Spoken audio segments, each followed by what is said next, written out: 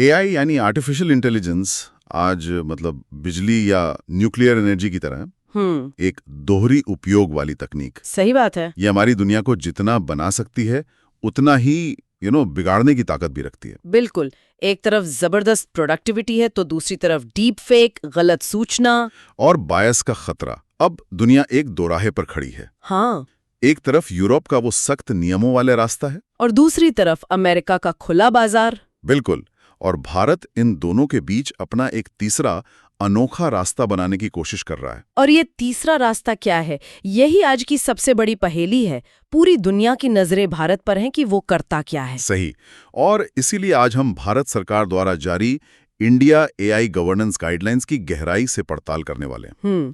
हमारा मिशन है भारत की इस अनूठी रणनीति को समझना। मतलब क्या ये इंडिया वे भारत को एआई का सुपर पावर बनाएगा, या फिर ये एक ऐसा संतुलन साधने की कोशिश है जो शायद मुमकिन ही ना हो। एग्जैक्टली। चलिए इसके मुख्य विचारों को परत दर परत खोलते हैं। और ये जरूरी है क्योंकि ये सिर्फ एक सरकारी दस्तावेज नहीं है। नहीं। ये आने वाले दशक के लिए भारत के टेक्नोलॉजिकल एम्बिशन का एक रोड मैप है। तो सबसे पहले इसके दिल की बात करते हैं, इसकी आत्मा की। भारत का जो एआई गवर्नेंस का ढांचा है वो 7 सूत्रों पर आधारित है। और ये सिर्फ शब्द नहीं है, ये एक पूरा दर्शन है, एक मानसिकता है। ये एक बहुत ही अनूठा अप्रोच है। बिल्कुल। हाँ, ये कोई हार्ड एंड फास्ट नियम नहीं है, बल्कि ये वो मार्गदर्शक सिद्धांत हैं जो भारत के एआई भविष्य को आकार देंगे। और यहाँ दिलचस्प बात यह है कि इन सूत्रों की जड़ें कहीं और हैं। अच्छा। हाँ, इन्हें भारतीय रिजर्व बैंक यानी आरबीआई की एक समिति की रिपोर्ट से लिया गया है। ओह, तो ये फाइनेंशियल सेक्टर से आए हैं। एग्जैक्टली।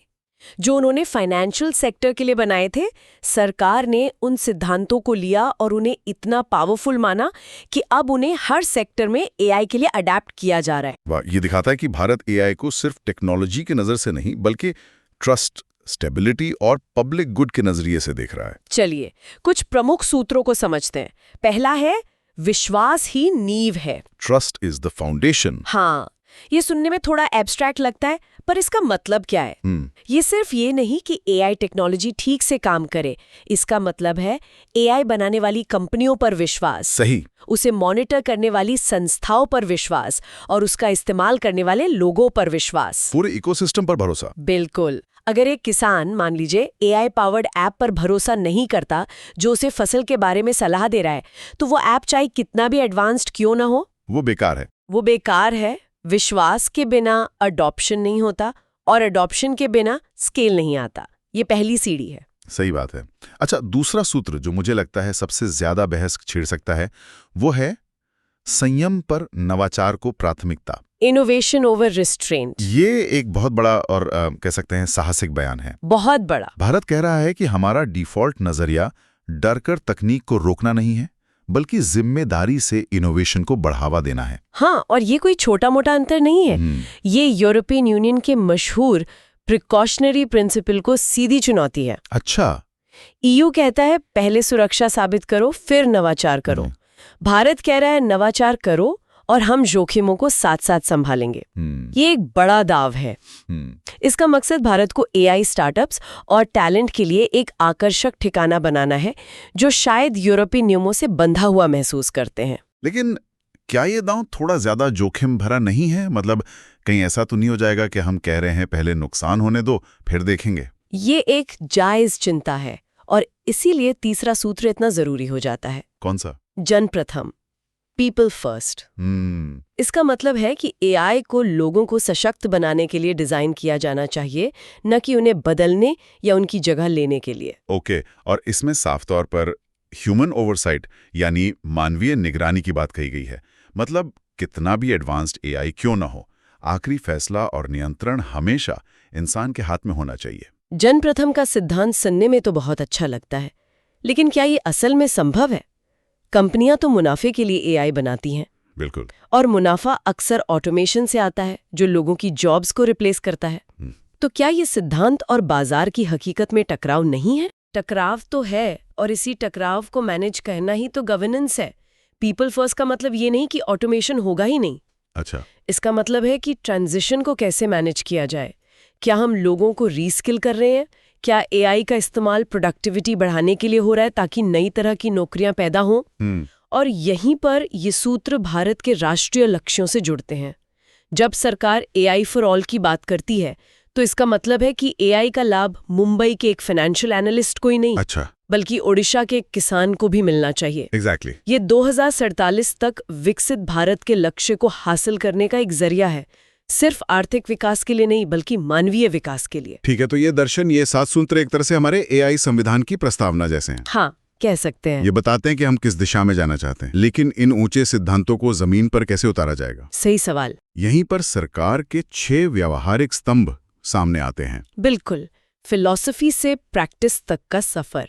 और इन स्तंभों में सबसे पहला और शायद सबसे कॉन्क्रीट है बुनियादी ढांचा, इंफ्रास्ट्रक्चर। ओके। आज की हकीकत यह है कि AI एक बहुत महंगा खेल है। इसके लिए जरूरी कंप्यूटिंग पावर और बड़े डेटा सेट दुनिया की कुछ गिनी चुनी बिग टेक कंपनियों की मुट्ठी में है। सही। भारत इस समीकरण को बदलना चाहता है। और इसे बदलने के लिए सरकार कर क्या रही है? क्योंकि सिर्फ चाहने से तो समीकरण नहीं बदलेगा। इसके लिए इंडिया AI मिशन शुरू किया गया है और इसके तहत कुछ बहुत बड़े कदम उठाए जा रहे हैं।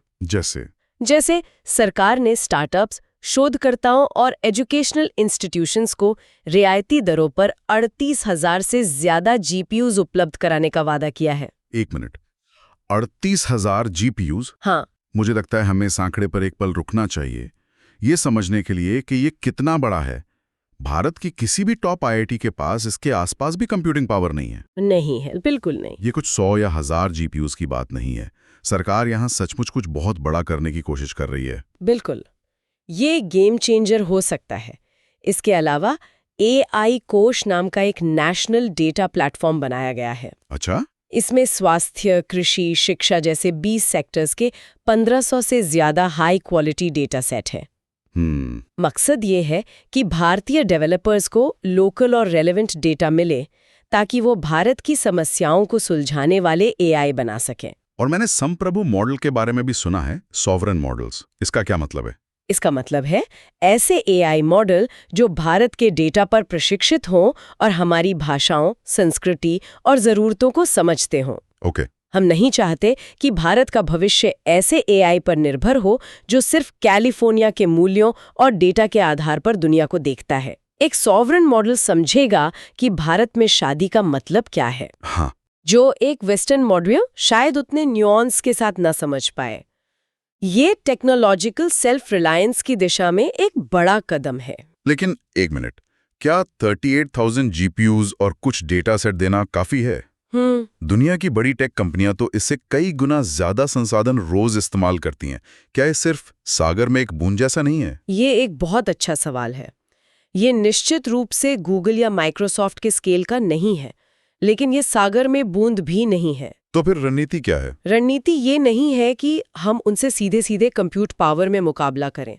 रणनीति ये है कि हम एक इकोसिस्टम को किक स्टार्ट करें। अच्छा। जब हजारों डेवलपर्स और स्टार्टअप्स को ये रिसोर्सेज मिलेंगे तो उनमें से कुछ जरूर कुछ ऐसा बनाएंगे जो दुनिया में कहीं नहीं बन रहा। ये क्वांटिटी से ज्यादा क्वालिटी और रेलेवेंस पर दाव है। ठीक है, तो सरकार हार्डवेयर और डेटा का इंतजाम तो कर रही है। ये तो हुई नींव की बात। हाँ, लेकिन असली इमारत तो नियमों और कानूनों की होती है, और यहीं पर भारत का नजरिया सबसे ज्यादा चौंकाने वाला है। और शायद विवादास्पद भी। हाँ, मेरा मतलब है नीति और नियमन वाला स्तंभ, पॉलिसी एंड रेगुलेशन। बिल्कुल। इन दिशा निर्देशों में सबसे बड़ी खबर शायद यही है कि भारत तुरंत कोई नया बड़ा AI कानून नहीं बना रहा है। तो फिर क्या कर रहा है? रणनीति ये है कि पहले मौजूदा कानूनों का इस्तेमाल किया जाए और जहां जरूरत हो उनमें संशोधन किया जाए।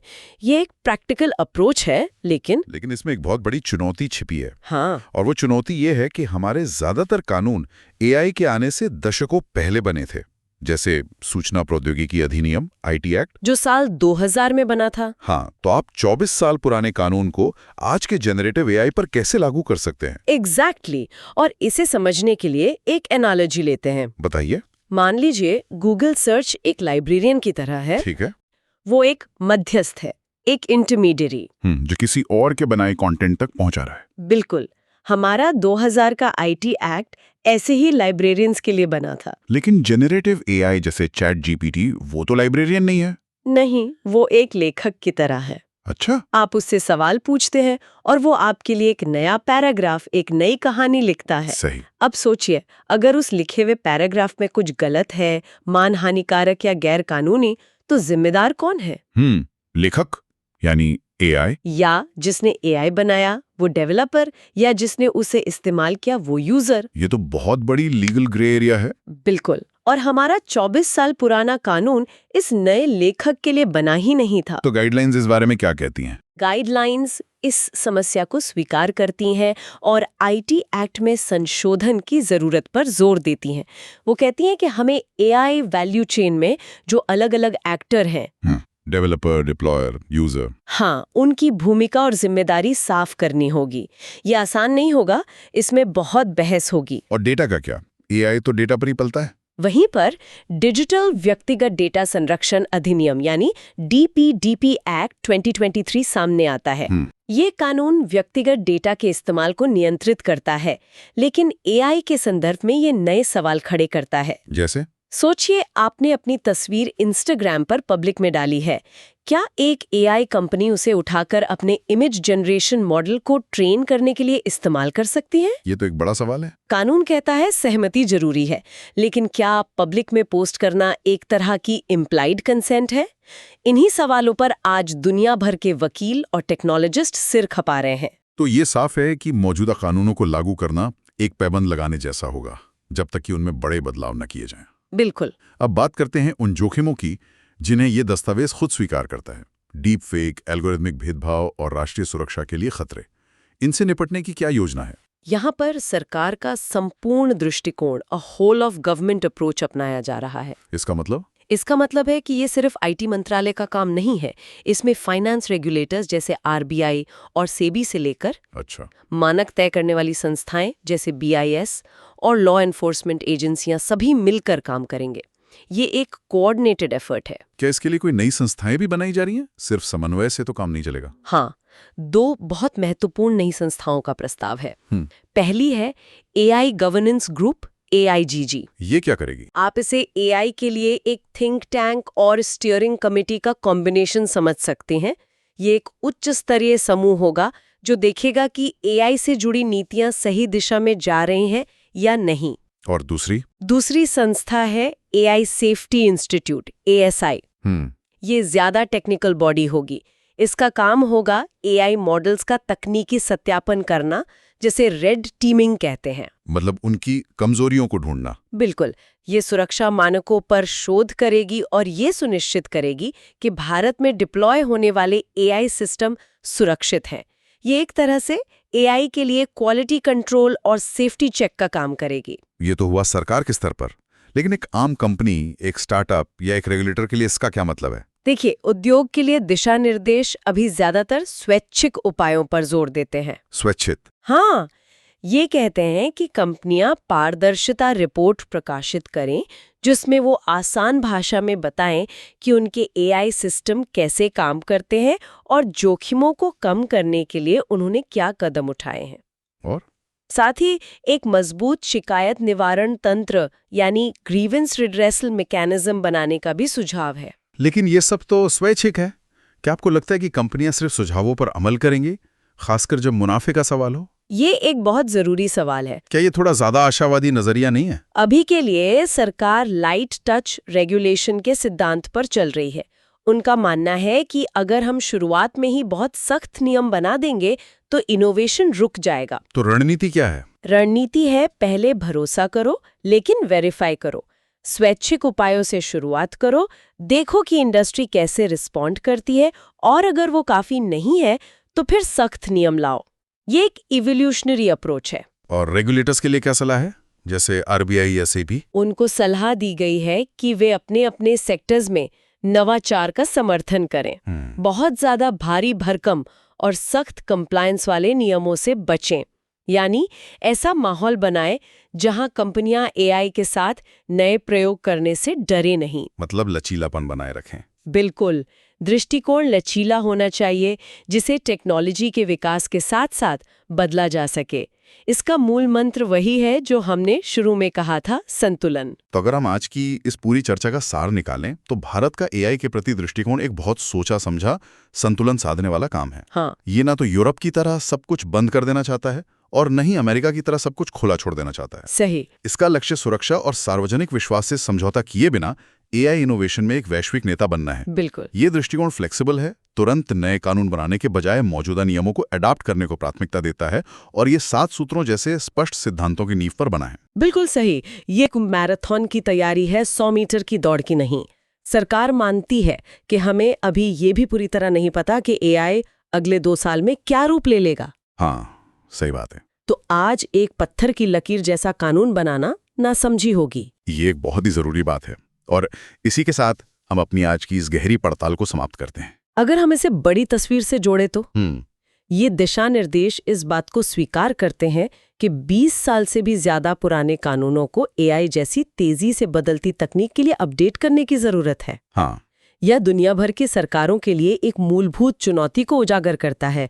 क्या हमारी कानूनी प्रणालियां, जिन्हें धीमा, स्थिर और विचार विमर्श के बाद बदलने के लिए डिजाइन किया गया है, कभी उस तकनीक की गति के साथ तालमेल बिठा सकती हैं जो हर महीने तेजी से विकसित हो रही है? ये एक बड़ा सवाल है। एक बहुत बड़ी घाटी बन जाएगा।